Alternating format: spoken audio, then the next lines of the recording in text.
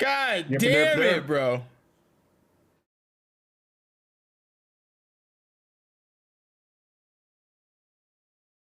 Yo, all right, bro, relax. All right, now we're good. Yeah, there we are. Now we're good. All right, we're here. We're live. We're having fun. We're having a good time. Can you still see the stream feed coming from my capture card? All right, lit. Wait. Wait. We're waiting, and we're waiting. You can't pause this game. No, what the fuck is this? You cannot pause the game. Are you playing online? No, I'm training. It's the wrong app. All right. Switch. I'm walking to run away from them. Huh? As of right now, I see. Bitch, if you don't play, yeah. No, I mean the stream. I mean the stream is in Discord. Oh, need to turn the sound off. And yes, sir, I can. Cool, he can. You can see it, guys. He's here. Mitch is here. Mitch. Yep. We're here. Are you ready? Are you ready to play some games? Talk about some stuff. Talk about some shit. IORN. Tonio! What it do? He says, congrats again, fellas. Proud of y'all boys. Yo, we really appreciate that. Much appreciated, boss man. Much appreciated. Appreciate that. Mitch, what's he talking about? I believe it's that sponsorship, Mike. We got sponsored? Yeah. From who? Motherfucking MagicSpoons. I don't know if I should say motherfucking MagicSpoon. No, you probably shouldn't do that.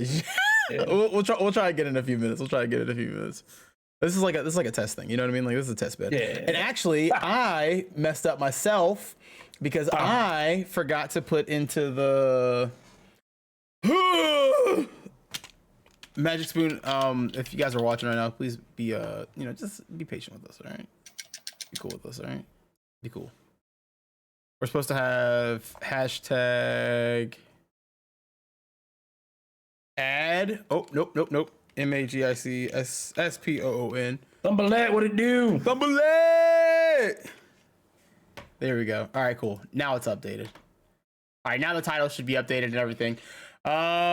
We should be good to go. We can get started here in a second. I'm in my office at work, sneakily watching your stream instead of working. Yeah! Dalton called us the Spoony Boys. Spoony Boys! Is that our new name? I like how we got names for everything. Where we at? Let me minimize this. Iron FORT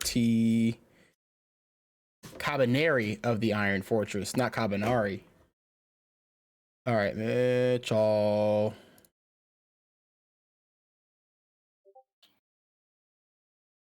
And it's 7, 8, 9 we're doing, right? Yep. All right, cool. Cool. Mitch! Yes, sir. Start us up, bro. Kick us off. Kick us off how, motherfucker? What are we... Okay, come on. What are you doing? What are we You doing? You talking about? All right, this game is loud as a bitch in my ear. I thought you were supposed to have... Don't you have like a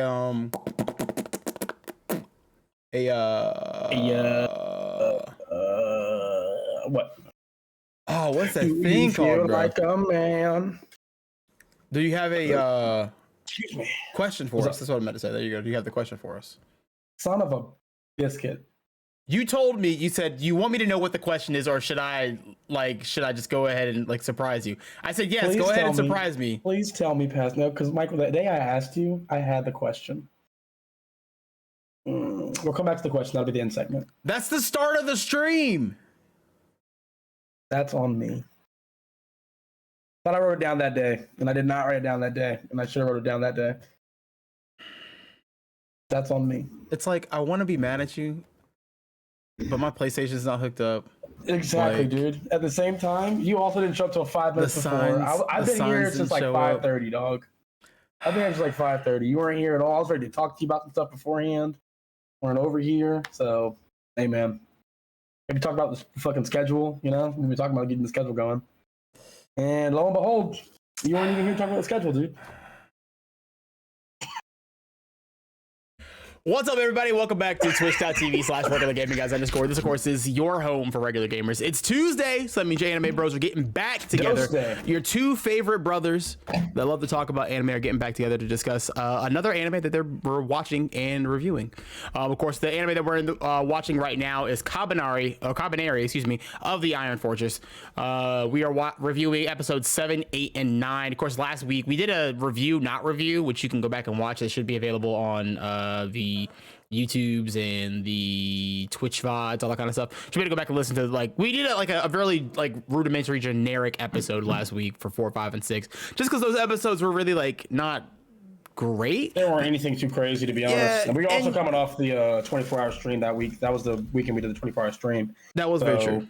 There's a lot going on that week, and like Mike said, those episodes themselves weren't anything to write home about, really. So we didn't really necessarily feel we need to go any more in depth than what we did.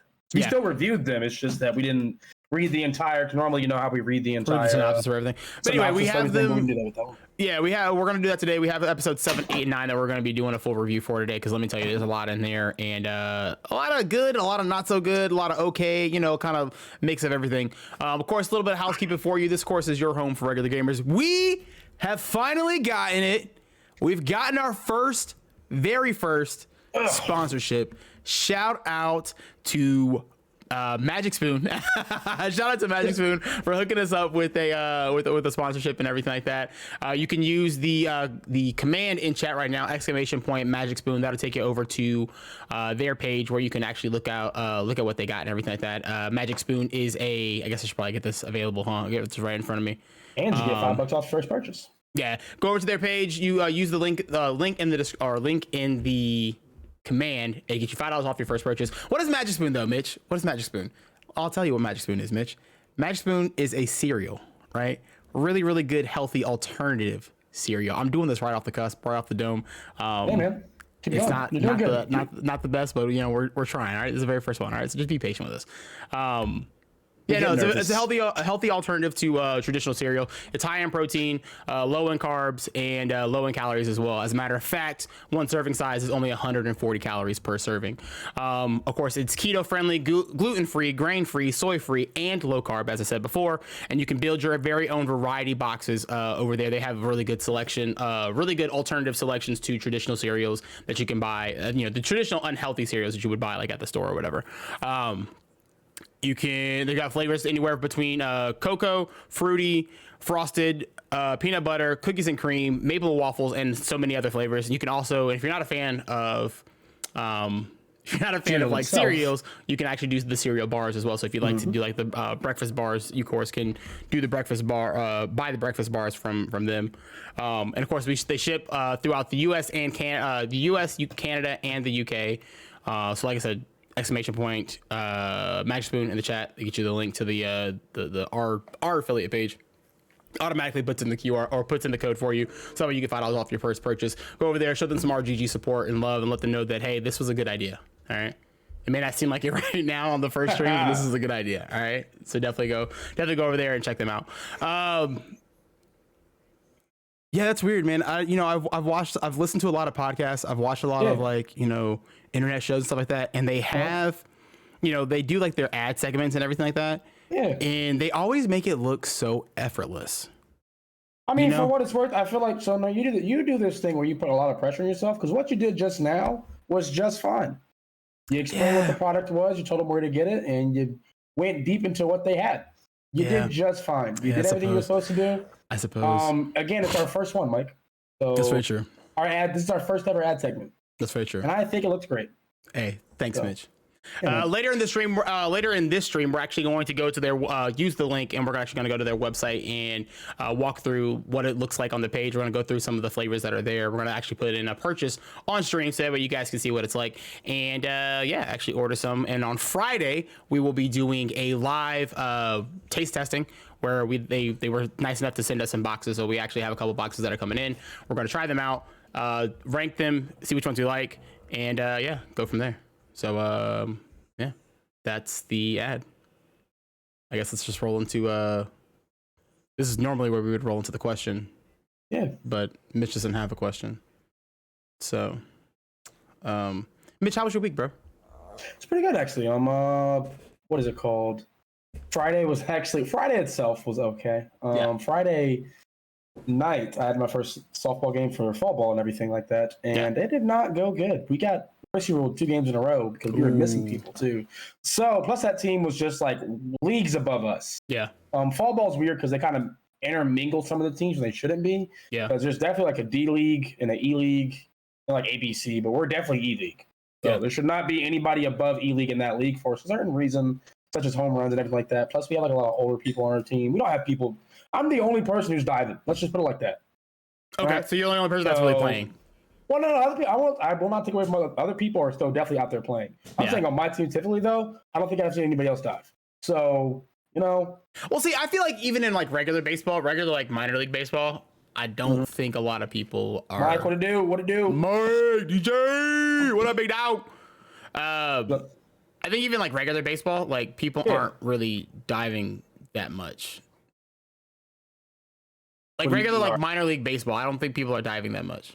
I'm saying they don't have. Okay, well, they're not diving every play. No, yeah, they're not diving every play. But I'm saying I'm the only one with the ability to dive in that, and on my team in that league. Oh, you're the only one with the ability to dive. Yeah, it's not saying people are just. Not saying they aren't just diving; they're just choosing not to dive. I'm saying a lot of them cannot dive because they're like 40 years old. Got you. We'll see. Yeah. So, okay. All right. Fair enough. That's fair. Yeah, that's fair. Yeah. So Mike, it's okay. I also lost my parlays. Don't ask Mike when he parlays, but yeah, that's the other thing I was going to talk about. Sunday started off so great, Mike, football wise. I hit my first bet, and then I took a gummy before you got there. I'm pretty sure, and spent the rest of the day just on a different planet, and I made a really poor bet. Not a fan of it. So, yeah, I ended up losing, or not necessarily. Yeah, I ended up like losing the money I put in before the week started. Yeah. So, yeah, it wasn't a good Sunday. The Chiefs won, so that was very exciting. I won my fantasy league games, so that was good. But in terms of the money, my goal the actual money and stuff like me trying to become a millionaire by week 4 is not on set. Not on set right now. First week kind of derailed us already. Already, dude. I might not even go again on Thursday. We'll see. I don't know. Oh shit! I'm gonna be tossing money away, but it really rubbed me the wrong way because so many things happened this weekend. It was a crazy week for football, and so many things that shouldn't have happened, or so many things that shouldn't have happened, and so many things that should have happened did not happen. Didn't happen. Yeah. I got you. So, yeah. We're in the same space. So how are you doing this week? Where are you at this week? Are you mentally good? Are you all right? You hanging out? You having fun? You having a good time? Yeah. I'm doing all right. I mean, in terms of like just mental state and stuff like that, but just in terms of money, not where I want to be. Oh, that sucks. Yeah, that's not fair. Yeah. That's not fun. It's all good. Yeah, I had a pretty interesting weekend. Actually, I had a really fun weekend. I'll probably got to go more in depth with it on Friday when we're all together, and hanging out and everything. I over the weekend was able to help out with Billy's Tidewater horror convention, and got to meet some really really cool actors. Got to meet AJ Stone. He played Leatherface in Texas Chainsaw 3D, the one from 2013. Yeah. Got to meet Michael Hargrove. He played He played Candyman in the new Candyman. He played the older gentleman in the first first part. He had some heavy hitters out there. Yeah, he had some heavy hitters there. And then I also got to meet Chris Kringle from Creepshow, which was really dope. All 3 guys, fantastic people to know in person. I also got to meet a lot of different, regular handlers and stuff like that, and got to meet a lot of different really cool people over the weekend. And it was, the one thing that was really cool about the whole convention was I went last year to his horror convention because he's been doing it for I guess now 2 years. He's been trying to do the convention thing for a minute though. But the cool thing with going was last year, man. I was telling Mom this when I got over to the house on Sunday. Last year he only had one room, one panel room, and then a very small like side room for like extra for his excess people or whatever, vendors and stuff. This year he had the same setup from last year, but like a huge 2 extra spaces, like 2 huge extra spaces. It felt like he pretty much like doubled the people that were there last year, which was really really cool. And he said that even because he's been doing the convention thing for a little bit now, and I asked him how, because he did the not Georgia, excuse me, the Baltimore one, Baltimore Pop and HorrorCon, and I asked him how that went. And he said he did like 2,800 people for the very first year, which is, you know, fantastic for a convention or whatever. But yeah, no, it was a lot of fun. Got to meet a lot of really cool people. Got to hang out with a lot of really cool people. It was really dope, man, because like it was one of those experiences where obviously like when you watch something on TV or you watch, you know, when you watch a movie or you watch a television show and you see the actors that are in there that are playing the characters, stuff like that, obviously you know that those people aren't the actual like aren't those characters, right? And obviously you know they're real people, but it's one thing, I feel like it's one thing to know that they're real people, and then it's another thing to actually get to see them and watch them be in real people situations and be like, I mean, oh shit, you guys really are just regular people. Like, that's kind of cool. You also forget, I mean, like you forget like they're really definitely humans. I remember last week I was talking to one of my friends and I can't remember how height got brought up. Yeah. But like I learned the heights of a lot of different actors, like, or not actors, but like, you know, these people, famous people in general. Like Lady Gaga is 5'3". In my mind, anyone on TV. You said heights. Yes, heights. Anyone on TV in my mind, or like that I see via screen, is at least 5'10". Well, I know that's not the case. Short people can't be famous, bro? No, I just like the TV makes you look taller than what you are. Yeah, depending on how your television. Yeah, depending on how your television looks. Yeah. The TV always makes people look taller, but there's also like, for example, I think it's Tom Hanks. Not Tom Hanks. No, it's you're thinking about Tom Cruise. Yeah, Tom Cruise. He's always positioned to like slightly look taller. Behind. Yeah. Yeah, dude, he's always positioned to look taller than what he actually is because you know you have to make sure or wearing stilts and everything. We're not stilts, but lifts. There you go. Yeah. So you often forget because you think everyone's like at least the same size, and you're like, well, not everyone on the planet is 5'4". Yeah. You're not gonna really think. Whenever I see Lady Gaga, she's next to other people. That means all the the people she has there back on stage are also like 5'4". It's just crazy to me. Yeah. You forget very often that everyone's just regular people. So, but no, it was kind of cool. You know, I had fun there.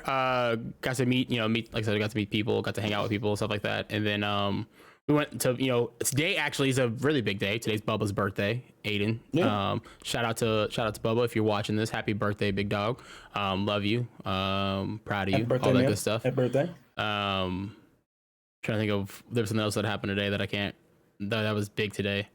We did the sponsorship thing, Aiden's birthday, and that was it. That was all I needed to talk about today for that part. But yeah, no, other than that, man, my weekend was good. Well, then the week itself, obviously, the week's a week. It's a normal work week. So things are work is work and work is work. You know what I mean? You know what I mean?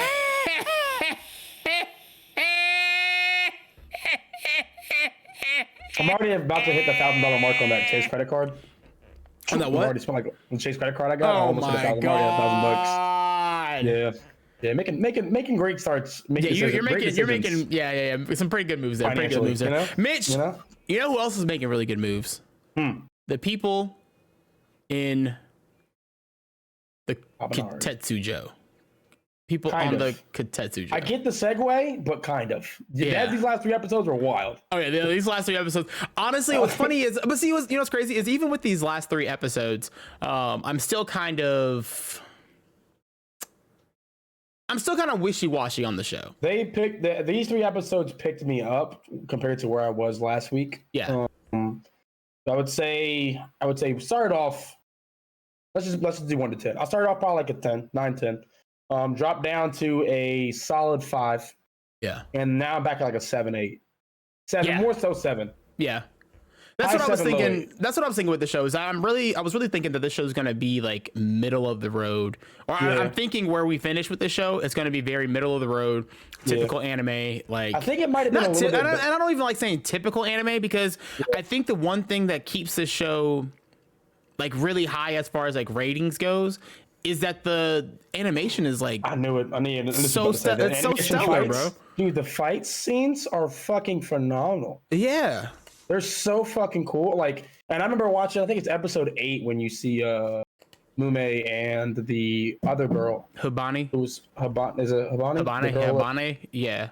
I think her name is Hibani or Ibani. Ibani. It's Ibani. It is Ibani. Yeah, Ibani. When you see them 2 fight together, that was a dope ass fight scene. Yeah. But it's just fights like that have kept me kind of enthralled in this entire like series. If it wasn't for the good fights, I probably wouldn't care too much. The story from 7, 8, and 9 purposes definitely picked up.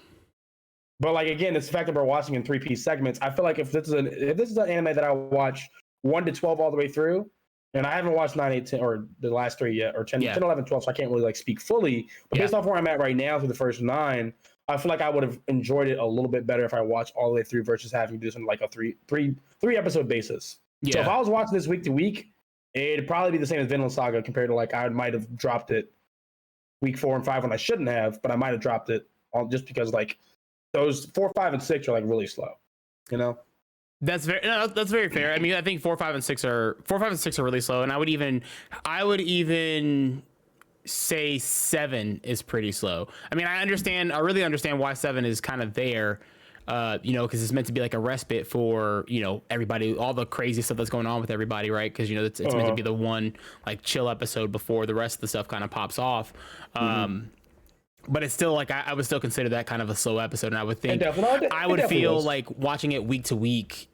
I mean, even like, I mean, it's true for me, right? When the show originally aired in 2016, I was watching it week to week, and I stopped. You dropped it, you know, I dropped it. So I wouldn't be surprised if I did the same thing, like in that scenario. Because again, like when you get to like 8 and 9 are really good in my opinion. Episodes 8 and 9 are really good. Episodes 1, 2, and 3 are pretty good too. You know, a lot of story building, but that's gonna happen in every anime. But what I saw from 1, 2, and 3 was really good, and 3 had me encaptured until I saw like episode 4, and I was like, okay, well, it's nothing too crazy has happened. And then 5 and 6 happened. And if I had to watch 4, 5, 6, and 7 all at once, I'd be like, all right, well, this anime is kind of eh. Yeah. But the fact that we keep breaking it up into 3 different segments, I mean, I don't have a problem because I got episodes 8 and 9 today. Yeah. So, I mean, the other thing that I would say that keeps it, that kind of keeps it so far, because for me, I would say really after probably episode 2. Yeah, it's probably after episode 2 that I would say the show kind of drops for me from a 10 to like a hard 7. Yeah. And you know, drop down to a 5 honestly, I'm honestly at a 6. I would say as of right now, as of episode 9, I would say I'm anywhere between a 6 and a 7. That's fair. And you know, I'm not trying to, obviously we're not, you know, doing reviews of the entire series as of right now, but this is kind of just, you know, mentally where we are at the moment with the show. Yeah. And I would say, you know, the one thing that does kind of drag it for me is the fact that the action set pieces are, for as beautiful as it is, they're so few and far between. They are. Right? A lot of like the major things that we see, we don't really get to see a whole lot of characters kind of go off the way we want them to go off. Yeah. You know, especially with like episode 10 where like, no, it was 10 where like they bring the Kabaneri in, right? We're on episode 7, 8, and 9. My boy. That's 10. My bad. 9. My bad. I meant 9. 9. When they bring when old girl drops the bridge and the Kabaneri come in. Yeah. So episode 9 where they bring the Kabaneri in, and like there's this mass amount of Kabaneri that are coming through. I'm expecting to see like Momo kind of like work. Oh yeah. Yeah, I'm expecting to see Momo kind of do her thing, right? And she doesn't really. I mean, she kind of does. To play devil's advocate there. The purpose of them bringing them in the first place was to kill the entire town regardless. That's why you really don't see Momo getting busy. Just to play the devil's advocate, that's one scenario. I get what you're saying. I agree with your point that you don't see as many set action pieces as you want to see. Yeah. But for that specific scenario, that's only because Momo wasn't trying to cheat. She was confused as hell. Yeah. Because her brother, what was his name? Beebao. Yeah. Yeah. I'm calling him Beebs. But Beebs was supposed to he was supposed to he made it seem like he was like trying to help the village and they were all cool and everyone's fine. Yeah. And out of the blue he kind of just attacked everybody, you know? So that's why Momo in that one scenario was not trying to get busy at all. But I do agree that even when you had the episode before that, episode 8, when they're that's going what I meant was episode 8. Yeah, when you see okay. Yeah, when you see them go out and you see them fight everybody themselves, you see Momo get busy with Eva a little or Ibane a little bit. But you definitely don't see fucking the main character. This side I know show's not that great in terms of like the main characters because we're at 9 in and I still can't remember his name. Can't remember all the characters. It's Ikumo. Ikumo is the character. Ikumo. Yeah. But you don't see him that much. And that tells you how much we see them in the series and how much we see him fighting. Yeah. Like I fucking remember Thorfinn's name the entire series because he was getting busy. Yeah. You know, I remember Thor's name as well because when I see a character like get busy, I'll remember them. That's why I still remember Momo's name or Moomin's names. Can't really pronounce it. There it is. Yeah, it's all good. But that's why I remember her character because she's gone off in the series a couple times but he's just shooting people in the chest. You know, he's just going. Yeah, and I'm really shocked that and maybe we'll see something later on. You know, with how especially how episode 9 ends, right? Mm-hmm. Maybe we'll see something about because remember what was it, episode 7? Where we start out with the copy ability. He's talking about the copy ability and how he's able to do it and everything. So who knows? Maybe we'll be able to get some more of that. Maybe we'll we would have saw a little bit of him doing that in episode 8, but we didn't get any of that. Yeah. Well, this is going to be our review of episode 7, 8, and 9 of Kabaneri of the Iron Fortress. Of course, we start off with episode 7. What up, legend? What up, big dog? Yep. Episode 7, of course, is Begging the Heavens. This aired on May 26, 2026. Synopsis goes like this. The Kotetsujo arrives at Shitori Station, which is still occupied by humans, but they're only allowed to stay for a couple of days due to them having the Kabaneri on the train, right? Yeah. Ayame exchanges something valuable to purchase bamboo with the Tanabata, for the Tanabata ceremony, so people can hang their wishes on it. They then are offered food and provisions in exchange for jet bullets, technology invented by Ikuma.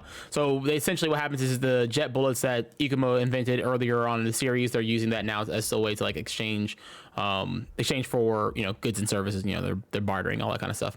Mume reveals to Ikuma that her name was Hozumi, before she became a Kabaneri. And he promises that he will make her human again. That was a nice scene. That was a nice scene.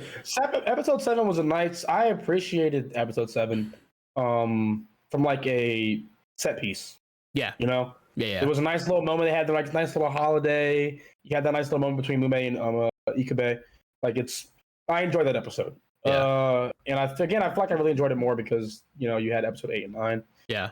But yeah, it was. I liked it. I did like it. Legend says, congratulations on that sponsor, homie. Yeah. Thank you so much, bro. We really appreciate that, big dog.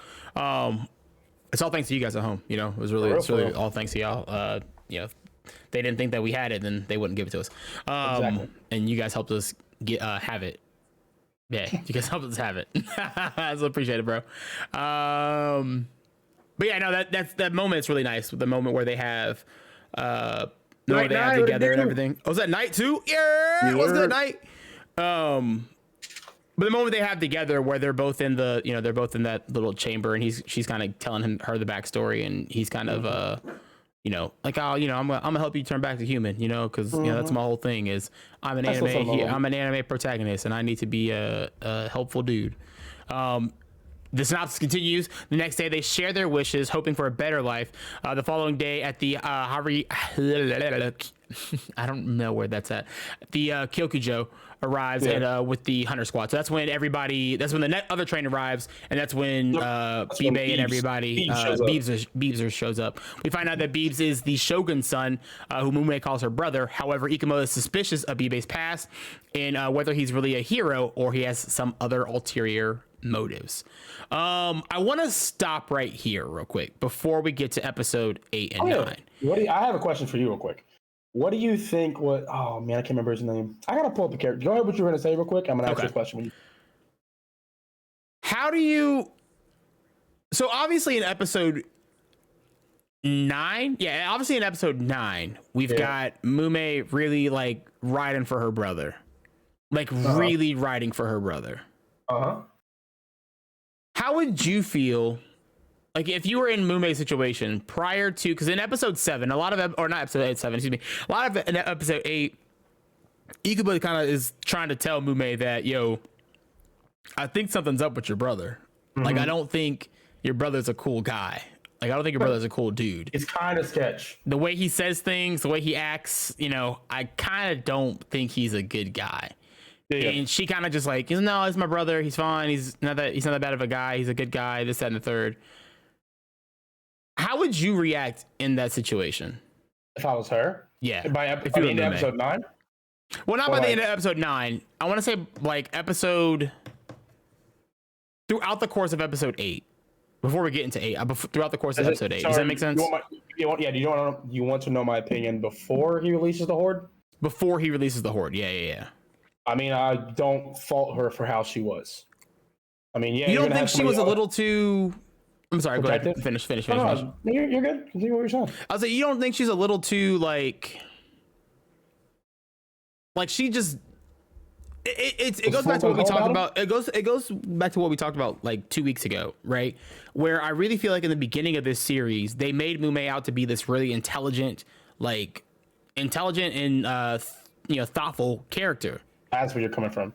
And by this point, right, like I feel like if people that I trust are telling me that my brother might be suspicious. Well, and you don't have to not trust your brother altogether, but wouldn't you think that would like give you like cause to be like, wouldn't that give you cause to go to him and be like, yo, hey, is something going on right now, bro? Like, are you doing something? First off, even if she did, he would have turned her away regardless. Appreciate you, big dog. It was only like a couple like they've been together now for what, a couple months, if that, couple weeks even. Yeah. She's known her brother her entire life. So well, not her entire life, but most of her life. So she has that, and she has that time with him already. The emotions, memories, everything with him. So in my mind, it's only natural for her to trust him as much as she is. I don't see anything wrong with it. You don't see anything wrong with it. Okay. I don't know. I just felt like it was a little weird. I personally thought it was a little like not even like. And again, I'm not saying that she has to like outright like not disobey, but like go against what her brother says, right? But like she doesn't even like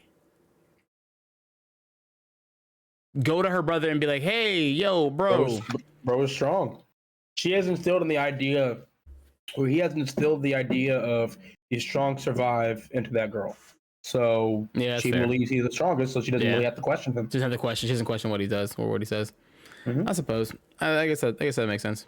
What do you think? I'm like 99% certain that Kurisu, the princess's bodyguard. Yeah. What do you think his little note said? Because like in episode 7, they had all like the notes that are right now and everything. Yeah. Oh, he wanted to be with the princess. I thought, right? Okay. Yeah, his wish is to be with the princess. That's what he wants. I was hoping they would show it, but they didn't. Yeah, I mean I feel like that's like a little. I feel like it's a little obvious just because like his I mean, yeah, you could say like he's a knight, right? And he like defends. He's supposed to. It's his job to defend the princess, right? But I mean, I feel like at the same time, there's just been moments where I feel like he's a little overprotective, not in the sense of like overprotective like a father or a brother, but overprotective in the sense of like I care a lot about you. Exactly. And because it's like the smallest thing like sets him off when it comes to him talking to anybody talking to not Karasu, what's her name? Why can I not remember her name? Yes. Is it Ayame? Ayame, yeah. Yeah. But yeah, whenever anybody says anything about Ayame, even if she's in like the slightest of trouble, he's like right on it. You know what I mean? And I just kind of feel like it's a, it's more of a relationship love thing than it is anything. Might not say you gotta take a shot if you have alcohol. I don't have anything near me real quick, but I got you after this. But I got you after this, big dog. That's episode 7. That's episode 7. Let's move on to episode 8. Episode 8 is The Silent Hunter. Of course, that aired June 2nd, 2016. Synopsis goes like this.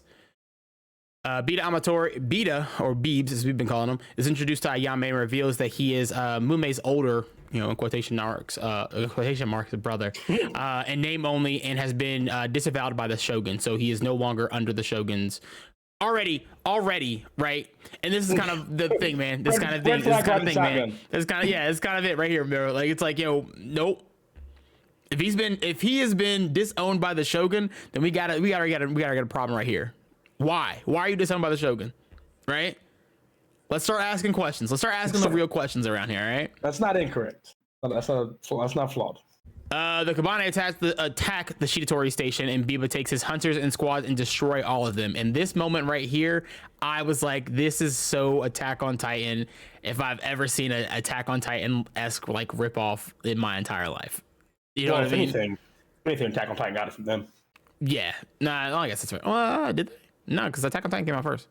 When the AOT come out? AOT came out in 2014 or 2015, one of the two. That series should be so done by now. What my God. They destroy them all and kill all the re-emerged Inokus who he accuses of betrayal. So during this fight, this is when the old man from episode, was that episode 6 or was that episode yes, I think 6? Yeah, when episode 6. It's not 6-5, one of the two. It's whatever episode where they were at the other train station. Gotta be 6. Yeah, 6. Yeah. But this is when, like, during this whole battle, while they're trying to clear out all the Kabaneri that are there, the dude from from episode 6 shows up and he tries to talk to Bibe, and he Beebs tries to talk to Beebs and is like, yo, hey man, they're trying to do some bad things to you. I don't want to do those bad things. I want to get back in your good graces. They want me to do some bad things, but I don't want to do those bad things. I want you to take me back in. Beebs is like, bruh, nah, dog, I don't trust you. I don't like you. I'm not taking you back in. And then he's like, all right, fine. Well, if you don't want to take me back in, I'm gonna attack you. And then he attacks him, and then immediately gets killed. He immediately gets killed, like almost instantaneously gets killed. And then while they're doing this, all of his boys that were there with him also go, and they all get killed as well. They all got killed as well, with the exception of what, 2, I think, right? 2 people. Yeah, the Shogun. With the exception of not the Shogun. What's his name? The head of it, though.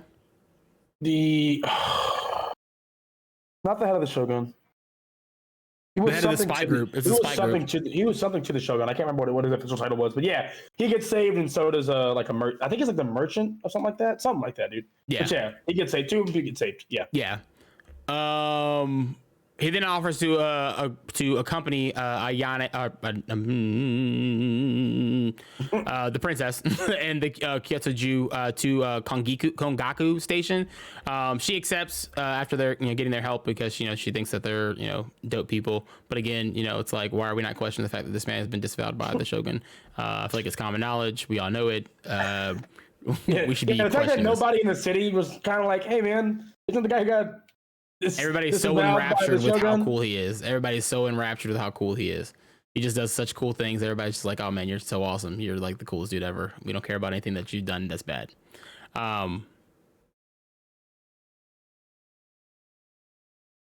Yo, Lau, what up, big dog? Appreciate you, homie. What do? Focus up at school, big dog. Ikuma suspects that Biba's turned to Mume.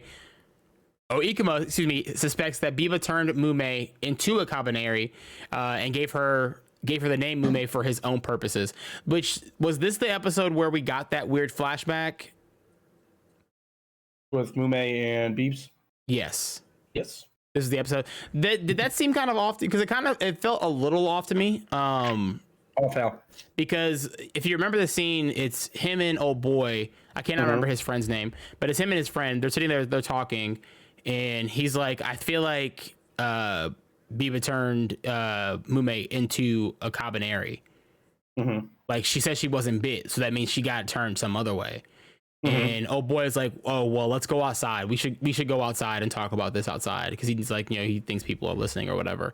And then we immediately get into the flashback. So to me, the way that played out for me, obviously, it's then later afterwards. It's then later revealed that it's just a dream from Mume. But when they first did that, the transition was just a little jarring, because it felt like old boy was telling us the flashback, and I was like, wait, how do you know this information? You're not privy to this information. You should know this information. I think it's just untimely coincidence. Yeah, it was a poor transition. So yeah, but it threw me off a little bit. So it was a little weird. But yeah, no, we had that happen. Then right after that scene happens, I lost where I was at in the synopsis. Biba asks Mume to get to the Kutetsujo Biba then asks Mume to get the Kutetsujo's master key for him, but she is tricked into given the wrong key. Ikuma discovers that Biba is transporting Kabane on his train, but Biba uses Mume to prevent him from entering the carriage. Ikuma is convinced that Bibe is not a hero. Yeah, by the end of the episode, it's definitely like kind of revealed that he's not like a good guy. You see him take pleasure in killing 2 people. Yeah. So yeah, he's definitely a villain. Yeah, for sure, 100%. Episode 9 and the end of episode 8 prove it for sure. Oh yeah. With episode the way episode 9 goes is just like completely like, oh dude, yeah, you're just a bad dude. Yeah, bad dude. How do you feel about, because like this show's unconventional in the fact that it's unconventional in the fact that it reveals its bad guy almost like towards the end of the series. Well, I guess what you call it did the same thing. Was there supposed to be? Yeah, Vinland kind of did the same thing. I would say. Yeah, I don't really have a problem with it. Like yeah, I guess it doesn't really. That question doesn't really make sense. Yeah, I'll take it back. Hey, I retract my statement, please. Can I please retract my statement? Fair. Cool. As long as you're cool with it. Yeah, as long as that happen again. Yeah. But yeah, no, and this is when he also uses Ayame and the others like against Mume by like, you know, having her try to go get that key, and then the engineer being like, hey, here you go, here's the key, and you know, the engineer giving them the wrong key, and then he being like, hey, see, they don't trust you either, they didn't give you the right key, obviously, you know. And she's like, maybe these people that I've grown to really enjoy aren't people that I should really be enjoying. And it's like, bro, like I just really don't like how wishy-washy she's being right now. She just feels so wishy-washy. She is going back and forth, but you also got to remember she is also still a kid, if I'm not mistaken. Is she not? I don't think so. I mean, I imagine she was like late teens, early 20s.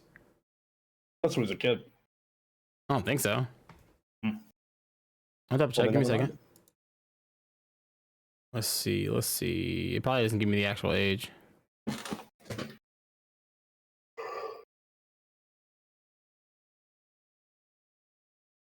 Yeah, no, it doesn't give the actual age. Yeah. Well, I do agree. She's definitely wishy-washy a little too much in the series. She's going back and forth. Yeah. Especially because they just portrayed her to be like this super intelligent motherfucker at the beginning of the series. But we can chop it up to humans have flaws.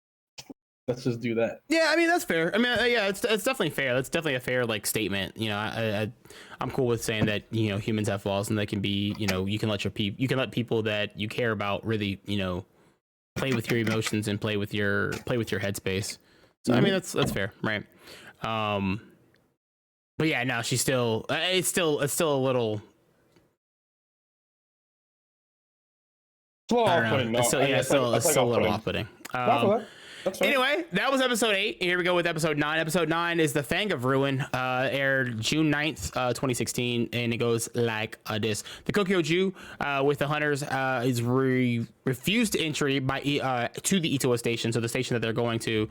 Bibe and his boys aren't allowed actually to go into inside the station because the Shogun is like, nah, bro, I don't bang with you. I disavowed you, bro. Like we left you here. Well, technically, I'm pretty sure he didn't disavow him. His king, his or not king, but his or whatever, the head leader, lord, yeah, the lord. Guy above him that was there. The boss. Oh yes, this is right here by the Shogun's samurai. So like he's like the samurai of the Shogun. So he's like the hand essentially of the Shogun, right? Yes. Ayame decides to part company with the hunters and asks Ikamo to get Mume. Lord Mita, the leader of the fortress, agrees to a meeting with Biba on one condition: that only women and children accompany him. During the meeting, Mume leaves the meeting as she needs to go use the toilet and lowers the Itoa station drawbridge to let Biba's Kabane into the station. They go crazy. This moment where she was like, "Yeah, I'm dropping the bridge." Like, in your mind, what do you think is about to happen? Yeah, you're clearly doing something you're not supposed to. This is something that's like illegal. Yeah, you're literally not supposed to be doing this. That's the one moment where I was like, "Yeah, she's definitely bugging." Like, why didn't you consider? Why didn't you think about what was happening? Yeah, you knew something bad was about to happen. You had to have known something bad. You had to have known something bad was about to happen. Side note. Because later on in the episode, Beebs just takes out the Shogun Samurai. I thought he was the Shogun himself, not the Shogun Samurai. If he's the Shogun Samurai, why did he get his ass beat so easily? He didn't even put up a fight at all. Well, remember that Biba and his guys are like they've been going around and clearing out Kabane. I know they're strong, but you're the Shogun Samurai. I would assume you're a pretty masterful samurai if you. I don't know. I would assume that the guy that's been clearing out Kabane for a living, for the better part of, I'm not saying he wouldn't have won. I'm just saying he didn't even put up a fight. He got his ass kicked like it was nothing. He also probably wasn't prepared. Like he probably wasn't ready for that situation. You're a shitty samurai. No, 100%. Everybody in this moment is very shitty. Like everybody that's in this room is very shitty as far as like not really being aware or being ready of like. Yeah. And then the princess kind of just lets shit happen to her. She does. Oh yeah. Like she just. Well, I mean, she's not much of a fighter herself, though, for what it's worth. She did try. Also, are you in her defense? Are you fighting a guy who's clearing out Kabaneri? Oh hell no! Like that? No, exactly. No, 100%. I'm dropping. Honestly, I'm impressed that she even picked up the spear in the first place because I would have left the spear on the ground. I would have did that. I'd be like, all right, well, hey, we're going where he says. That's all you, bro. We're gonna go where he says we gotta go today. Wherever you want to go, I got it. Yeah, that's it. This is now a Beebs kind of day. What do you want to do, bud? Yeah.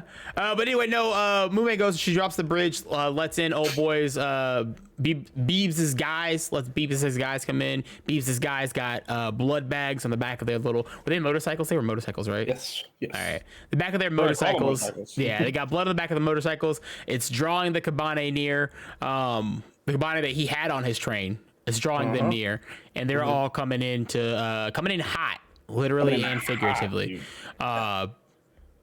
Where was I at? Beebs then kills the Shogun samurai, and tries to leave with, or not tries to, he leaves with Ayame. When Mume sees the Kabane attack the station, she is horrified by the consequences of her actions. Meanwhile, and this is where I get really thrown off, because I hate when characters make stupid decisions, like do stupid things, and then are just so baffled by what they just did. Yeah. Because like she dropped the bridge and she's like, oh my God, I cannot believe that these, you should have heard me when I was watching the episode, bro. I was like, oh my God, I can't believe that this bad guy and his bad men are doing bad things. Like, I can't believe it. Oh my God. So play devil's advocate one more time. I've seen a couple real life people do the same shit. They've done some stuff and they're like, I can't believe that happened. What? So, no. Oh, no. I haven't someone who I thought originally was smart do something stupid like that and then say, what the fuck happened? So that's different. But yeah, that's what I'm talking it up to in my mind. She is absolutely bugging. She should have known that by this point, again, what we just said earlier, you have to know something bad's about to happen. Yeah. You have to make you're already, and not even necessarily knowing that, not necessarily. Yeah, exactly. Not even necessarily knowing that, like I'm not saying that she should have known Kabane were coming. She should have known that. You're right. She should not have known that. But she should have known that something was about to go down. If you let him in, there's for sure going to be a fight. Bare minimum. Yes. So don't act like you weren't ready for a fight. Anyway, meanwhile, Biba's men take Ayame hostage and kill the Shogun samurai for what Biba says is retribution for the Shogunate's cowardice for the past 10 years. This is where I was like, what do you mean his cowardice? And I'm assuming he meant that he meant because he got kicked out. yeah, that too. I'm assuming that it's like he feels like, because most humans are kind of held up in like the different stations, and they're just held up in the different towns, and they've kind of been letting the rest of the world kind of roam free and do what they got to do. And he sees the king as weak, and again, like you said before, his whole thing is the weak deserve to die and the strong should live. It's crazy. Talk to me. Tell me. What's crazy, bro? Sometimes villains, right? Sometimes villains, like they have good ideas.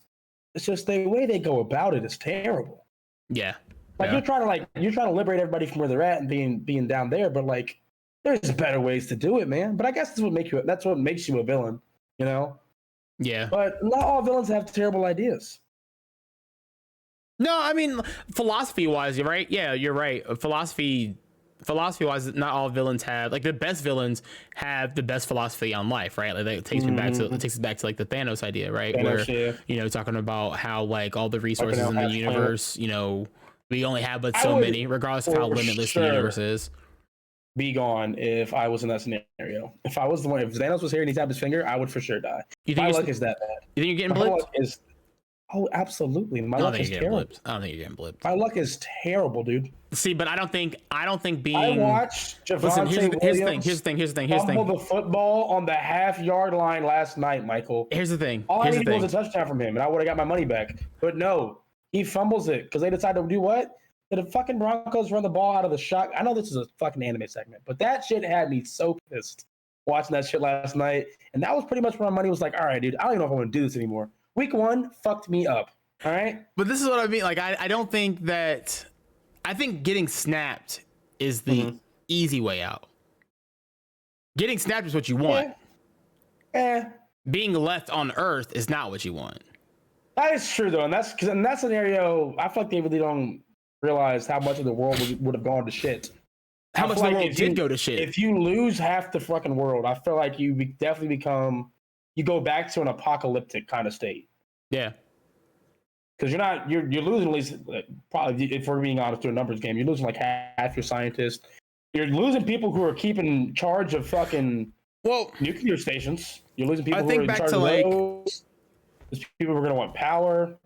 But it's definitely, it's just for movies purposes. They don't have people doing much crazy stuff. But yeah. Well, no, I mean, but that's what's been cool about, like, I realize we're getting kind of MCU-ish, but that's one of the things that I really enjoyed about Falcon and Winter Soldiers, because they kind of dived into that, like what was going on. Like that's where the Flag Smashers came from, was like a group of people who enjoyed the world the way it was after Thanos had snapped, and not in like a we want to take over the world kind of deal or bad guy kind of deal, but enjoyed it because there were less people, so there were more resources. There was no traffic, dog. Oh yeah, Yeah, I mean, did you see the stadium, the Yankee Stadium at the beginning of the Endgame? It wasn't in the best condition. It wasn't in the best condition. But yeah, no. Yeah, I mean that whole thing makes me think about that, and I think about the scene where, the end of Infinity War, when Nick Fury gets snapped. And he gets out the car, and you just fucking see this plane like spiraling down and crashes. Yeah. And like those people that were in the plane, that were left over in the plane, are dead. Like they're dead. Yeah, if anybody's in that plane, no bringing a snapback is gonna save them, right? Like that doesn't save them. That is they're true. Gone. The people who got killed by the plane crashing into the building are dead. Yeah, they're dead. The people who died from the building crashing down are dead. Like there's so many people that are gone. Like it wasn't just people getting snapped. It was people that were getting just killed. That's what I'm saying. I feel like the population definitely dropped down to like 25%. Had to have. There's no way it didn't. There's no way it went from you dropped from 50. Just all the aftermath, because all the car accidents are going to be a thing. Yep. Anyone on the highway is fucked. All right. Yeah. You're pretty much fucked. Yeah. You have to just pray that you got snapped at nighttime, and hopefully everyone's asleep. Those people made it out safely. But I also get to your point, and I will agree that now that I think about it, and we'll go back to Kabaneri after this point, I would definitely want to be one of those people who were snapped. Because my motto right now, Mike, in life is if I can't go down the street to McDonald's and get a cheeseburger or a chicken sandwich whenever I want one, I don't really want to be here. I don't really want to be here. Life's that simple for me. So that's how I think of it. But yeah, no, either way, the purpose behind this is saying that villains sometimes have good philosophies, just a terrible execution plan. Bad execution. That is definitely Beebs to a T. He should not be doing. Also, Beebs is he might just be a murderer too. Yeah, he might just enjoy murdering. Takes pleasure in killing people, clearly. But yeah, no, I actually really enjoyed episode 9. Episode 7, I was watching all 3 while I was eating. I watched episode 7 while I was eating lunch. It was definitely one of those things where I kind of just like caught myself on my phone. A lot more. Episode 7 or episode 7 and 8? Okay. Yeah. 8 and 9. 8 and 9 I watched like a hawk. But episode 7 I definitely caught myself. Yeah, I definitely caught myself on the phone for a little bit. 7. But overall, did you have anything else to say about episode 9? Or can I go we actually have to finish episode 9. We didn't finish it. I thought we did. No, we didn't. There's a lot more. Meanwhile, Beef takes a Yame hostage, kills them for retribution of the cowardice and everything. He believes that only the strong should survive. Beebs then injects Hirobi, the Kabaneri Hirobi, with the serum so she can become a more powerful she become the powerful heart of another black fog beast, which I thought was kind of cool. It's like the reveal. Yeah, we figure out where the reveal where the black fog beast came from. Which is kind of like interesting because I wonder if like they were following the Kotetsujo the whole time, or if they Beebs and his boys. No, I'm interested to know if he was following it the whole time, or if like they were following. If anything, they might have been going through his path. They might have been following him on accident, not realizing it. Yeah, that's possible. Yeah. Yeah, it's in Hirobi into a black fog beast, which she shows up and she starts fucking murdering everybody. And then like you remember that one part with the Kabane, like where they like you got like a Rat King situation where they were all like melded together. Yes. She was pretty gross. That was cool. That was in episode 8 when you see not Kabane, but Mume and Habani both kind of together. Yeah. And that was a dope ass fight scene. My favorite scene of the 3 episodes. It was just like after Mume kills the last one and she shoots him in the chest and he just falls down all gracefully and shit like that. Yeah, that was the cool part. Pretty dope. But yeah, you have Hirobi turn into a Kabane, the black fog. Then she turns into what's called a New. Yeah, which is like the combination of like I guess all the Kabane there all turned into like one huge thing or whatever, and then that's when they all like start to meld into one person or into one thing, and then that's when Hirobi's the only one left. She then like that's when she really starts going off. Okay, she starts going off and just killing everybody, slicing and dicing them all.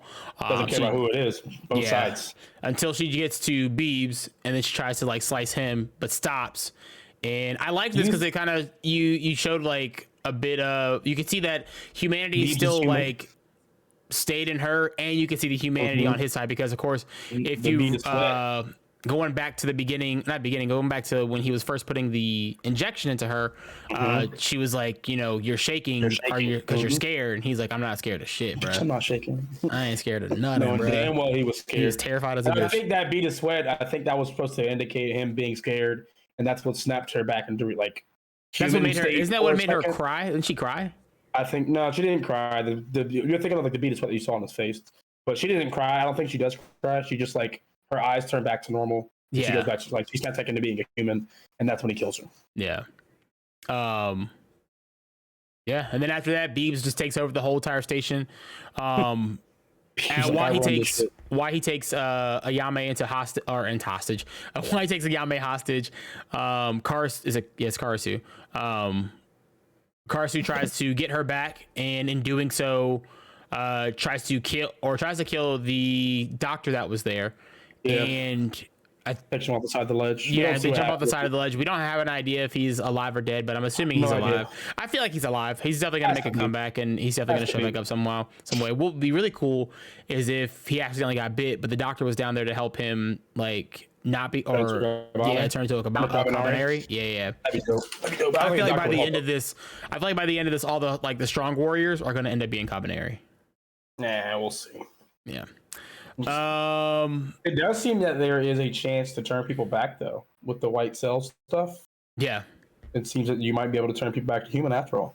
Yeah, so that little case they're talking about bringing again to her. Yeah, Ikumo's because that's why the whole like fight happens in the first place with the doctor and everything. Cause he's trying to get out. He's trying to get the fuck out of there, and he wants that case, and they don't want to give it to him. So,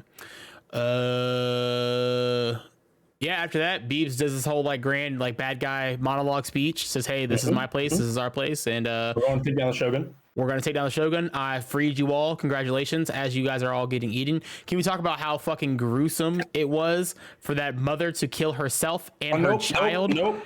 I didn't want to talk about Mitchell, that scene was insane. I don't know how Mume is going to be a normal person in society after seeing something like that, because she's already going through it pretty bad. She's seen the dead bodies, and to see she thought she saved them.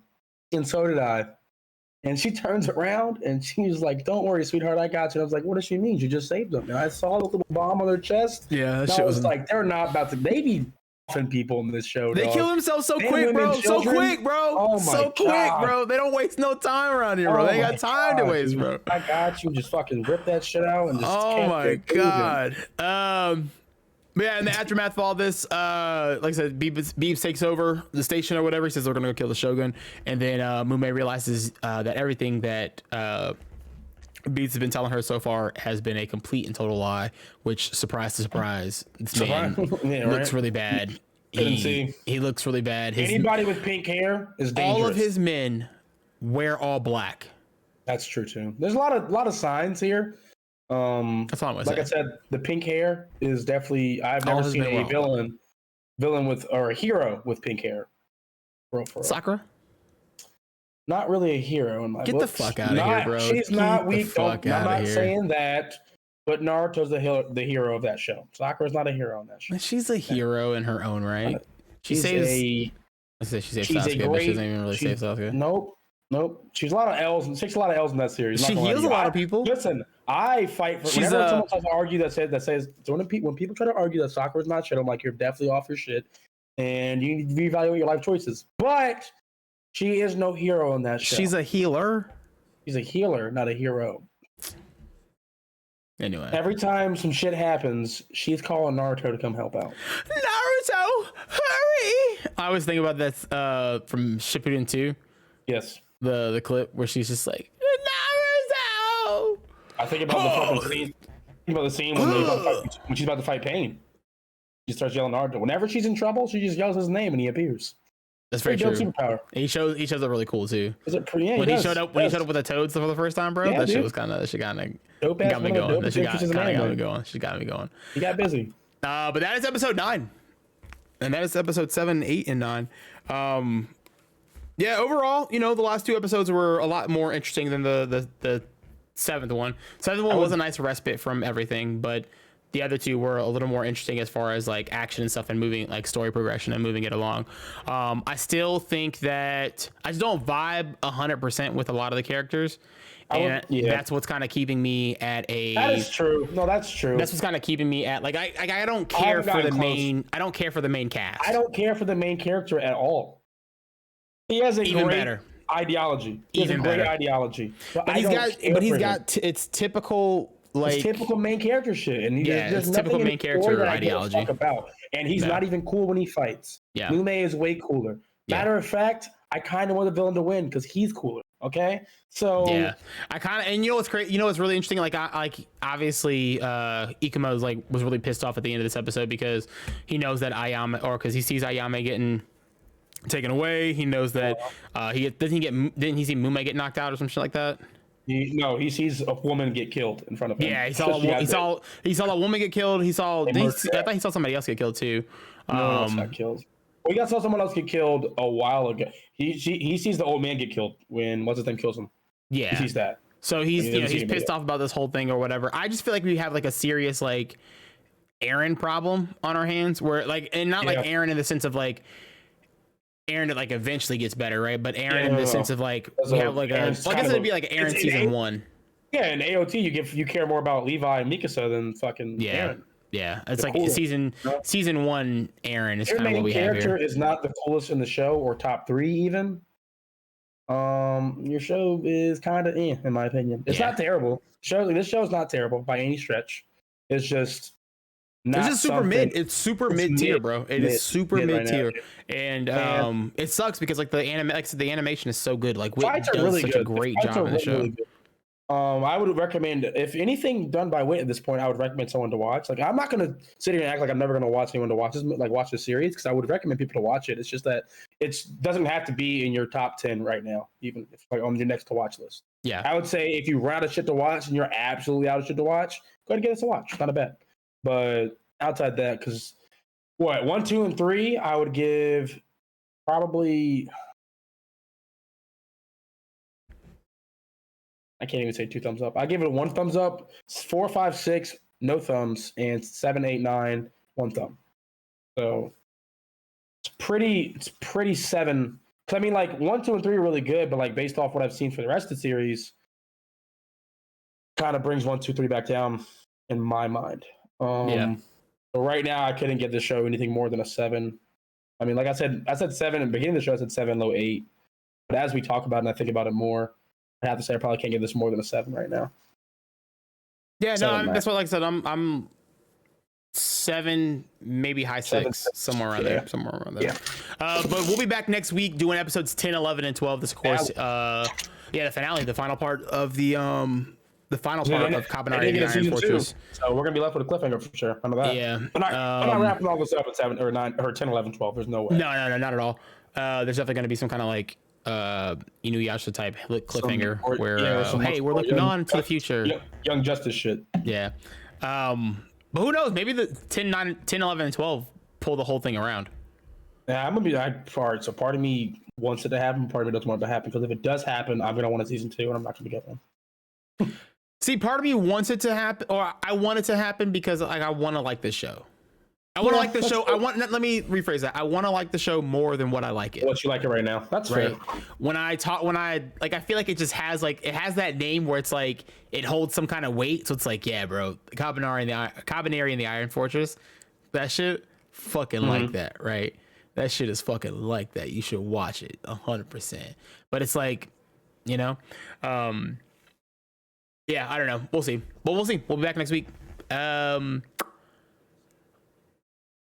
Any final thoughts, Mitch? Any final thoughts on 7, 8, 9? No. I mean, they weren't. Again, like I said, solid 1 thumbs up. A solid 1 thumbs up. Fight scenes in it. I think of the series so far, the best action or the best anime, or not anime, but the best fight sequences come from episode 8. Some okay ones in 9, but 8 for sure has the best fight scenes in my opinion so far. So, yep. Fucking. Is the bug getting hit back at you right now? It's fucking gnat that's like in my face. He's flying around me. Yeah, well, while we get to do this for the very first time, I'm gonna go grab something to drink real quick, and we'll come back. Okay. We're gonna do the news and wrap up the anime bros. But before we do that, here is a word from our sponsor. It's finally happened. Them RGG boys, we sponsored, baby! That's right, for the rest of the month of September, specific streams that we do over on our Twitch channel, twitch.tv/RegularGamingGuys_ will be brought to you by our first ever sponsor, MagicSpoon. You're probably asking, Mike, what exactly is MagicSpoon? Well, that's exactly what I'm here to tell you about. MagicSpoon is a high in protein, low calorie, and zero sugar alternative to traditional breakfast cereals. And the cereals come in so many different flavors. You got cocoa, you got fruity, you got frosted, you got peanut butter, cookies and cream, maple waffles, and so many other flavors that you can try. Hey, guess what? And if you're not a cereal guy, they come in bars, baby. But how do I get them? You know what? I'm gonna help you with that. And I think I might also get you $5 off your first order. Head over to our Twitch page, use the MagicSpoon image that's right there, the link that's in our bio of whatever profile that you're watching this on, or use the link that's on screen somewhere. That's probably like right around here. You could probably do that. Use that also. Like I said, $5 off your first order, and you get all these like cool like variety boxes and freaking cereals. It's gonna be good. It's gonna be a good time. You can join us live at twitch.tv/RegularGamingGuys_ on Friday at 6 p.m. where we'll be doing a blind taste testing to all of the different flavors that are there. Well, not all the flavors, but like some of the flavors, because you can get your own variety box, you can build your own box and everything. So we'll be doing some of the flavors, not all the flavors. You'll have to come and find out which ones we do too. However you choose to support us, I want to say sincerely from the bottom of my heart, thank you guys so much, because of course this sponsorship doesn't happen if we don't have you guys. If we don't have the people coming out and watching us and hanging out with us every stream, it means the world to us. So thank you so much for helping us get our first sponsorship. Congratulations everybody involved. Let's go! Go buy some Magic cereal. That was really cool. We got to do a fucking, like a freaking, no, don't, I didn't mean to say that. We got an ad break, baby. That's pretty cool, man. That was pretty dope. Yeah, no. Again, I appreciate everybody. Thank y'all, like for real. Like, I know I hope y'all don't think we brushed over it. We really do appreciate everything that you guys have done to help us get this ad sponsorship. Like, it's a really cool thing for us to be able to be a part of, and it's really all thanks to you guys. So thank y'all for, everything and, everything you are. Mitch, let's get into some news, big dog. PC. Let's kick it off with what I think is probably some of the biggest one. And that is the Bleach 1,000-Year Blood War has gotten its second official trailer. Let me see. I think I have it set up and ready to go. Maybe. Let's see. Have you watched the trailer yet, Mitch? No, sir. No, so you haven't watched the trailer at all. Okay. So talk to me about your hype levels. I know we've talked about it before, but talk to me about your hype levels for Bleach and everything. I didn't really watch freaking Jesus Christ. I didn't really watch the end of Bleach. So like I'm at like probably a solid 8 right now because I know it's gonna be really good. I've seen all the big fights for the most part, but Bleach is one of those animes that I dropped towards the end just because like it was on a week by week basis, and this is before a lot of the series was out on like your mainstream like Crunchyroll and everything like that. So I really didn't watch it. So like I said, I'm probably a solid 8 right now in terms of where I'm at. I'm expecting it to become a 10, but I recently in life I'm trying not to cut my expectations too high. I did a lot, and I don't want that anymore. Be hoping for a lot, and I get disappointed. I'm kind of getting the mindset where what did MJ say from Spider-Man No Way Home, or not No Way Home? What is it? Expect disappointment, and you won't be disappointed. Exactly. Yes, not exactly, Mike. Interesting. Yeah, I'm unlike you. I'm super excited for this. I've got like super high expectations for it. I have watched, or not watched. I think I've talked about this before, but I read most of the final arc that we have for this. Most of the final arc that we're going to be watching unveil here, and I think that this arc right here is peak Bleach. Like it's the best that Bleach actually can be, right? From a story perspective. It's got like your basic story tropes, right? It's got all the hype moments that Bleach has, from, Ichigo, it's got the hype moments that like Ichigo showing up and doing Bankai for the first time. It's got something similar like that, right? It's got you seeing all the captains because this is after a time skip, right? So we get to see all the captains at the a new echelon of power, right? Because with Ichigo showing up to the Gotei 13, right? With him showing up to 13, right? He forced everybody to kind of like level up and raise up and get to the next level. So this is another reason to get to see like them be stronger, right? We get to see the first captain fight, right? Yeah, I was trying to avoid spoilers, but yeah, no, it was a time skip. Yeah, but he's not you see an adult version, but he's not really. You'll see. You'll understand when you like watch it. Yeah. See. Okay. So, but yeah, no, you get a whole bunch of like really cool stuff. So like, I'm super stoked and excited for this show to come out and come back, and yeah, it's gonna be a grand old time. I am trying to finish fixing up Mitch. Yeah, but let's watch this trailer real quick, man. Let's do a little short reactions. We do a little short reactions around here. Let's react to this trailer. Let me know if it's too loud, Mitch. You're good. Oh, here, let me get you a trailer with English subs. Thanks, I appreciate it. Yeah, bro. Talk to the people about why they shouldn't drink bleach. Well, they shouldn't drink bleach? Yeah. Because it will kill you? All right, all right, done. Story's over.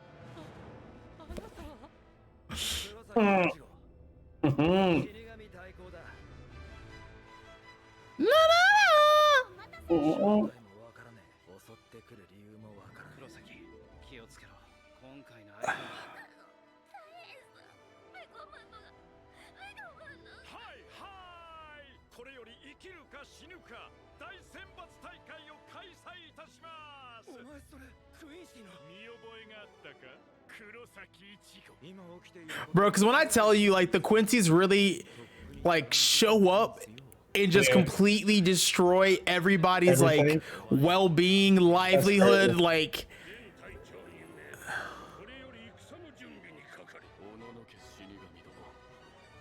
Oh, this is so. Oh my god. Oh shit. All right. Well, I'm at a 10.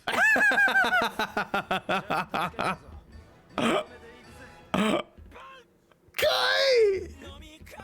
Hey, we got a new intro! This opening is already fire. Already, bro. Just the music itself.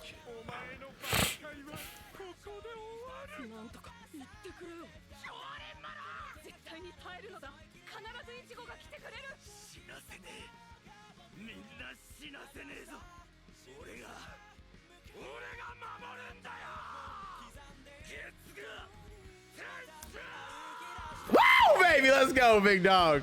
I don't know, like it's funny because like all my oh shit.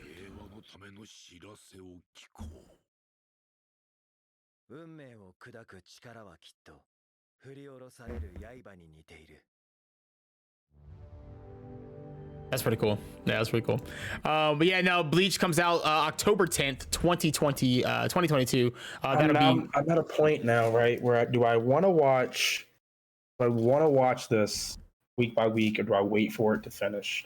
I feel like I'm gonna get spoiled so hard if I don't watch this week by week. Oh no, we're gonna have to watch this week by week, bro. If you don't think that, if you don't think this is gonna be part of content, like this is a week by week show. I think everything in October is gonna be a week by week show. Like that's gonna be kind of like probably gonna be what it is. No, that put me like well over where I was at for I'm Bleach. Excited. I'm excited now. I'm actually gonna go rewatch Bleach. And it's so dope, right? Like that era of anime, right? Dalton says I need to watch Bleach. I feel like I missed a whole era of anime by skipping it. What's so dope about Bleach, about One Piece and Naruto, right? The quote unquote big three. Mm-hmm. What's so dope about those three shows is that they just have such a tone about them. Mm-hmm. They have a message, not a message, but a theme. A theme. I'm trying to think of like they just have a way about them, right? Like when you hear number one from Bleach, right? You know exactly what kind of moment you're going into, right? Mm-hmm. Whereas same as like if you hear sadness and sorrow, right? You know exactly what kind of moment you're going to, right? There's specific moments from the show when you hear sadness and sorrow that you think of immediately, right? You think of fucking goddamn it. The third Hokage dying, right? Yes. You think about when Sasuke is having like the flashback, or not a flashback, but he's having a moment. I forgot where it was at. I say you remember moments, which I completely forgot the moment. Dude, but you know what I mean? Segue. Yeah, it's definitely a terrible segue. I do get what you're saying though. They have their not necessarily theme songs, but they have a strong impact. They just have a way of like they just have an ability to pull you right back in, right, and put you immediately like watching that trailer and listening to the music kind of play like even though it was like a rendition of that song. That's gonna be put in my playlist for sure. Yeah, like even though it's a rendition of that song, right? Like it's still putting me back to being a kid, waiting up till 11 o'clock at night to watch Bleach on Toonami, or wait till the next day on Sunday, to watch it from the DVR or whatever, because we were fortunate enough to have that. But it's like it's just so awesome how they have that ability to put you back into like certain places and pull you in. And I don't know if I feel like when I watch anime, like that's kind of what I'm looking for. I'm looking for that, that wonder again, and that amazement, and that like, holy shit, like this is amazing, like this is crazy, like I've never seen anything like this before. And I think I get a little disappointed, and it could just be that I'm older, and I'm older, and so I have more experiences, and so things don't hit me the same way they used to hit me as a kid, and certain tropes don't hit me the same way as like what they used to, or whatever. I have that way with like songs with Black Clover. Like when the first opening plays, I can remember every moment when it plays in the series, and it gets me hype as a bitch every time. Yeah, I don't know. It might just be me. Who knows? But yeah, Yeah, that's old. Bleach. You're an old man. I'm old. That we have not as old as Preston and Chris though. So there still is that. Bleach Thousand Year Blood War anime will be out on October 10th, 2022. We will be doing watch-alongs to that. Oh, not watch-alongs. We'll be doing discussions and reviews for when that comes out. Today, next story we got today during Nintendo's press event, they revealed that Final Fantasy Crisis Core will be releasing on Nintendo Switch, Xbox Series S and X, Xbox One, PC, and PlayStation 4 and 5 on December 13th. Mitchell, I am so I know you were excited freaking excited about this, dude. That's why. Did you put that? You didn't put that in yourself, also, did you? No. I put that in myself. I was like, Mike's gonna be very excited about this. Yeah, I watched the Nintendo Direct. That Nintendo Direct one, like as a kind of like a side note, the Nintendo Direct was kind of lackluster. It wasn't that great. We did. Dalton pointed it out earlier. We did also get an announcement for Pokemon Stadium 1 and 2, both 1 and 2. Comes to Nintendo Switch Online, Nintendo 64 Switch Online, which is pretty dope. I'm pretty excited about that. Pokemon Stadium 2, best mini games of any game I've ever played at all. Hard stop. I'll say it right now. All right. Except if you've gone back and you quoted me you quoted me saying Pokemon Stadium 1. All right. I walked that back then. All right. One or the other. It's one of those two. I forget all the time. But yeah, no, it'll be coming out December 13th. That shit's gonna be super awesome. Of course, it's gonna have like high res. It's a remaster, so it's like a full like ground up like kind of remake. So they redid the animations, they redid like the character style, the character models, the environment, the world. Some of the gameplay is like the same, but it's it is a little different. It looks awesome. It looks super amazing. I'm super duper stoked for that to come out and us to play that and honestly, us to have a lot of fun with that. I think I'm excited for that one. I'm also excited for Assassin's Creed. I haven't really been excited Assassin's Creed Red. Yeah. Mm-hmm. I haven't really been excited for that much, like in terms of like solo player video games. I haven't been excited for anything coming out recently, but those two are probably the top of my list right now. Okay. Are you looking forward to God of War at all?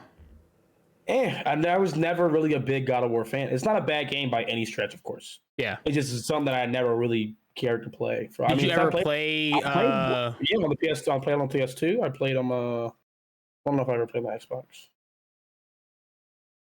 No, I was gonna say, did you ever play 18? 2018? Did you ever play 2018's God of War? Mm-hmm. Okay. I saw gameplay for it, but I just never played it myself. Yeah, no, I would say. I mean, I wasn't in that camp exactly. Like I was. God of War to me was God of War 1 and God of War 2 were two games that I played when I got bronchitis as a child. I forgot what grade I was in. I think I was in like 5th or 6th grade, one of the two. And we went and rented it from Blockbuster. I just remember there was a scene in either 1, 2, or 3 where you saw titties. It was 1 and 2. There's a scene where I think in 2 you have a bath. You're taking a bath with a bunch of naked women, and then you rip them in half when they turn into like demons or some shit like that. Yep. So the game across the board, which is wild, but it is something I never really got into. Yeah. So. Rhymers! Rhyme, what it do?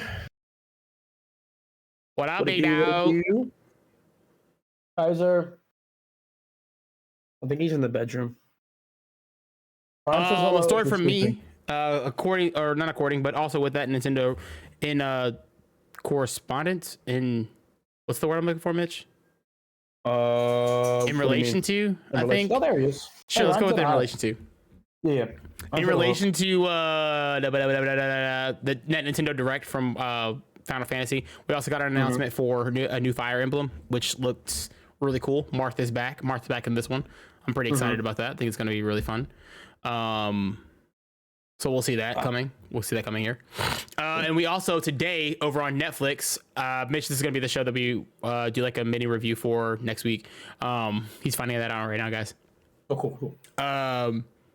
But the Cyberpunk Edge Runner is available right now on Netflix. It's 10 episodes, 25 minutes long a piece. We're going to do a review for it next week, so definitely come back, hang out with us, and listen to us talk about it. Doing that entire series? It's 10 episodes, so I mean... We're doing the entire series? Yeah, let's just do the whole thing. Okay. It's kind of like Visions. Visions? Yeah. Is it like in terms of like how the episodes are? No, it's all one story. It's all like okay. I watched so I say this to say I watched the first half of the first episode. Mm-hmm. Oh my god. Pretty good. Oh my god. There's nothing cooler in anime than robotic stuff fighting. And then when you take like humans mixed with like when you take like cyborgs and you take like just regular tech shit in anime, you put all three of those together with some cool music in the background, bro. It's amazing. It's amazing, bro. It's amazing. It's amazing. It's amazing. It's amazing. It's really good. I'll tell you my opinion on it next Tuesday, boys and girls. We'll see. We'll see how. So definitely check that out. We'll be doing a review for that next week. Some other film news. We've got a release date for the US version of One Piece World Red. One Piece, not World Red, excuse me. One Piece Film Red, excuse me. That'll be coming out here in the States on November 4th. Tickets go on sale October 6th. They are going to have a couple of premieres here. There's going to be one in New York during the New York City Comic Con in October. So it's going to be on October 6th. Of course, conveniently, that'll be when we're leaving for TwitchCon. So I won't be able to go see that. But yeah, you can go check that out over there. Mitch, you plan on going to see that with me? We leave less than a month. What? One Piece. One Piece movie? Mm-hmm. We'll see. Yeah, I'll go see it with you. You don't have to see it with me, bro. You don't have to see I'm gonna go see it. No, you don't have to see it with me. It's gonna be while we're in Cali. No, it will be back by when it comes out. It'll be in November. Oh, okay. That's literally what I just said, but it is all good. My fault. I got distracted by Kaiser's nose or something on it, and I got really scared. Yeah, it's all good. No, absolutely, I'll go see it with you. Okay, cool. Yeah, so yeah, you have One Piece Film Red that happens October or November 4th, 2022 this year. We'll be doing a review for that when that movie comes out, of course. And then last but not least, from Commonplace to World's Strongest Anime gets a third season. Mitch, how you feeling about this, bro? I'm very excited for it because I've watched seasons 1 and season 2 so far. I would say in terms of like rankings of anime, it's definitely not like in my top 5 by any stretch, but I like it a lot. Yeah. It's funny as a bitch because it's basically the main character is just bringing guns to magic fights. For lack of better words, he's legitimately out here bringing guns to magic fights. And I have pretty much enjoyed the first 2 seasons very much so, and I'm really interested in how they're about to go in this next season because they're currently looking at they have to get stronger to fight this new threat that they found, pretty much. Okay. Like, he's taken, because what happened in the beginning of the series is the main character gets separated from the rest of the class, and they forget about him, leave him in the dust, and he gets stronger by himself. Now the whole class sees how strong he got, and they pretty much want him to come, like, they want his help with everything, and want to get stronger with him, and he's like, all right, I'll bring y'all with me, but, like, if y'all die, y'all die. So he's, like, really, like, has this, like, fuck you, he's, like, kind of fuck you attitude and everything. Yeah. So, yeah. Dope. Pretty much excited for, or not pretty much, very much excited for it. Very much excited for it. Mitch is excited. Here it is. Commonplace to a World's Strongest. Season 3 will be coming out here in the near future. The exact date has not been given. No, there was no date yet. The show has just been greenlit. You can currently watch it on Funimation. But why would you want to go watch it on Funimation? Because Funimation's app sucks. Don't go watch it there. It is definitely on. I'm pretty sure it's on Crunchyroll. Go watch it there. It might also be on Crunchyroll. Go watch Funimation is indeed terrible. That's probably one of the shittiest apps I've ever used. So that's probably why Funimation bottomed out. To be honest, that app is so bad, dude. I don't think I've ever had a less enjoyable experience when it comes to like that user app is interface. Beyond frustrating. Their user interface is so. You can't. I don't even know how to get subtitles on that fucking app, Mike. But see, to me, it doesn't even have to do with like the use. It doesn't even have to do with like the interface itself as much as it does like the actual app. I shouldn't have to start at the beginning part of my queue every single time I go do anything. Yeah. And my queue, by the way, probably shouldn't be the first thing that I put on it. Yeah. For what it's worth, Crunchyroll's interface when it comes to Xbox, at least, it's kind of the same. Where I have to, in order for me to, if I'm going to watch something via history, I can't click the first thing that's up there. I have to click like a different, whatever second, I have to click that. And then I can jump to the next video. Yeah, it's very weird. I don't know why my Xbox does it, but it doesn't. Octopath Traveler 2 got announced today too. That was pretty cool. There was a lot of JRPGs that were announced today at this Nintendo Direct, and a lot of farming games that were announced at the Nintendo Direct. It was a very disappointing Direct, to say the least. It was pretty bad. It was pretty bad. But Mitch, let's wrap this show up, bro. Let's go ahead and put a button on this show. Go on it. Who the fuck's this button? What you been watching? So I am almost done with Assassination Classroom, and I have really enjoyed this anime. I think I have like maybe 7 more episodes in season 2, and that's the end of the series. Like 6 maybe. Okay. But I have thoroughly enjoyed this anime. I finally found out Core Sensei's secret, or like pretty much his history and everything like that. Okay. And it's a nice story. It ties everything nicely together. And I am currently I feel like I know what's gonna happen at the end for sure, but I'm excited to see how it plays out. Is his secret worth it? Yeah, it's pretty dope here. It's pretty dope finding out his past. Really cool finding out his past. Okay. So I would definitely recommend, if you are looking for a show to watch like right now, because you just ran out, Assassination Classroom is really good. It's a nice little heartfelt anime. It's not necessarily a slice of life, but it's not really an action anime either. It's like the purpose of the series, it's a nice little in between. It's perfect in between. It's a perfect middle, because there's enough action in that series to keep you around, but it also has a lot of feel good moments. Okay. So I would definitely recommend it to people if you're looking for something to watch right now. 2 thumbs up on the Mitchell scale, Mitchell, Brandon, Mike scale, the AnimeBros scale. That's what it's called. Yep. There you go. 2 thumbs up on the AnimeBros scale. Probably a solid 8 out of 10 so far. Okay. Depending on how it ends, I may give it like a 9 or a 10. We'll see. But it's definitely nowhere near close to being like a low 8. It's definitely a high 8, low 9 right now. So it's pretty much, you're pretty much saying it's worth the hype. Absolutely. Okay. And see, for the longest time I didn't watch it myself, because like the idea of them like assassinating their teachers, like not that cool. But I gave it a chance, and I've really enjoyed it so far. Yeah, been thoroughly enjoying it so far. That's good. That's good. For me personally, I don't have anything immediate. I started Tokyo Revengers again. And by started, I mean I literally tried to watch episode 1 again, and I don't know, man. Like I think I just need to sit down and like actually like pay attention to it, and not throw it on in the background. I don't think I'm gonna be able to get into it.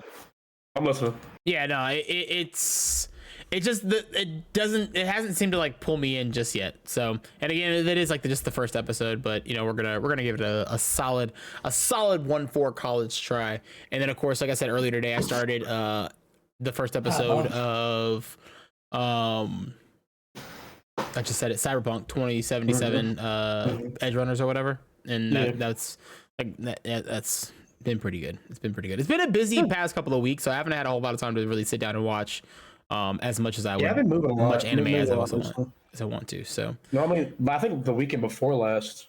The weekend before last. So not this past weekend. The weekend before that. Yeah.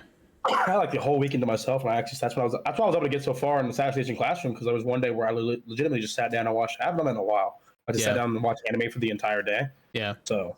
Yeah, I was about to say, I think this weekend, I don't think we're doing anything at all this weekend, so I'm gonna probably sit and watch a lot of shows. Anime all weekend. So there it is. Good. That's what we got. Ladies and gentlemen, that's gonna wrap your regular Anime Bros discussion, review, show thing that we do on Tuesdays for September 13th, 2022. There it is. We'll be back next week on next Tuesday doing episodes 10, 11, and 12, wrapping up Kabaneri and the Iron Fortress, and we'll be doing a full review for Cyberpunk 2077, or Cyberpunk Edge Runners, I believe is what it's called. It's available on Netflix. Of course, Kabaneri is available on Amazon, and where am I watching that? Crunchyroll. Amazon and Crunchyroll. Yeah. Of course, you have both the dubs and the subs that are available up there as well. Go check it out. Come back with us. Let us know what you thought of it and down in the comment section below. And until next time, guys. Love y'all. Catch you later. This dog. Deuces.